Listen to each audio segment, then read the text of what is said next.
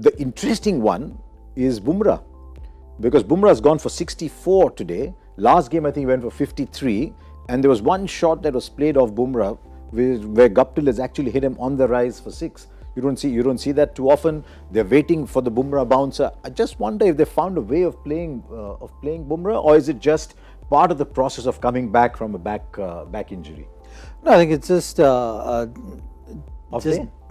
I mean, not off day also. I think, there will be a phase in your career, where a batsman will try to put pressure on you, and that's the time you have to change that pattern. So I think, I often speak about that pattern because of the technology and advantages of that.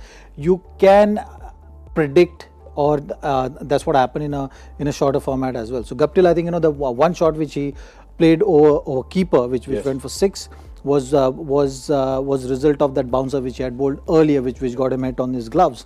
So I think it was a predetermined planning also.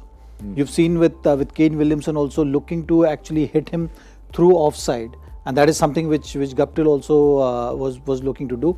The length matters and the angle matters. I think, the strength of Bumrah still remains that awkward angle which he creates, and the swing. If the swing is not on offer, then maybe one off day you can have, or batsman can get away with certain kind of tactics against him. But Harsha, Zahir used the word pattern.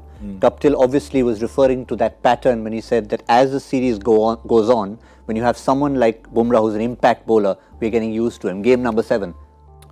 Yeah, maybe everyone does analysis, and analyst is doing nothing but telling them what to do with Bumrah, because Bumrah is threat number 1. In fact, you heard one of the New Zealand players say in one of the earlier matches that Shardul is the one to target, or you heard one of the commentators saying. So clearly Bumrah is the analyst target number 1. I'm sure, Zach, you would have thought when you were at your peak, people would have studied you more than any of the other bowlers. So maybe they've started to work out something about Bumrah. Maybe they spotted something about when the short ball is coming versus when the Yorker is coming. But it's a dynamic process. Now Bumrah's got to work that out and go to the next level. It's actually in my career also there was a phase when I was having a chat with one of the batsmen, and he made a very interesting point, and that information actually helped me, because he said that when Zahir Khan is bowling, accept every delivery to be a different one. So if I bowled an in-swinger from a particular length, then I'm not going to repeat that delivery. Was the pattern which I had gotten into, and that piece of information actually helped me, because I realized that this is the pattern batsmen are looking to follow when they're facing me, so did you and they're expecting different delivery every ball. So that is something, obviously I was going to correct that. So at times it's just about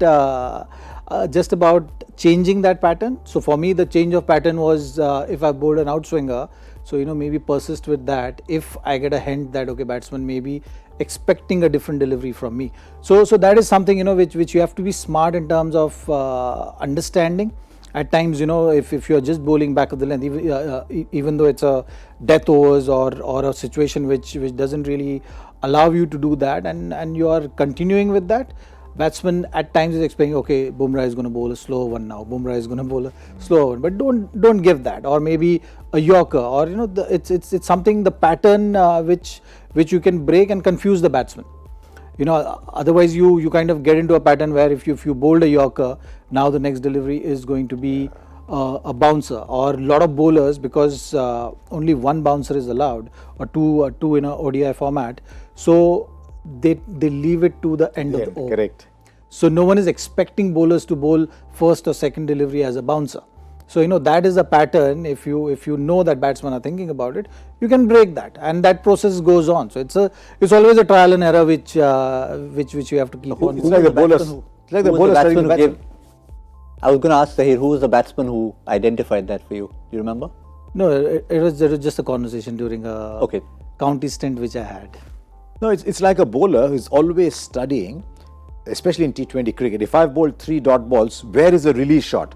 So I'll assume if I've bowled 3, either he's going to back off and hit over point, or he's going to play the scoop, because that is what he normally does as his escape shot or his release shot. So similarly, I guess the batsmen are also studying the bowlers like that. So it'll be interesting to see how Bumrah reacts.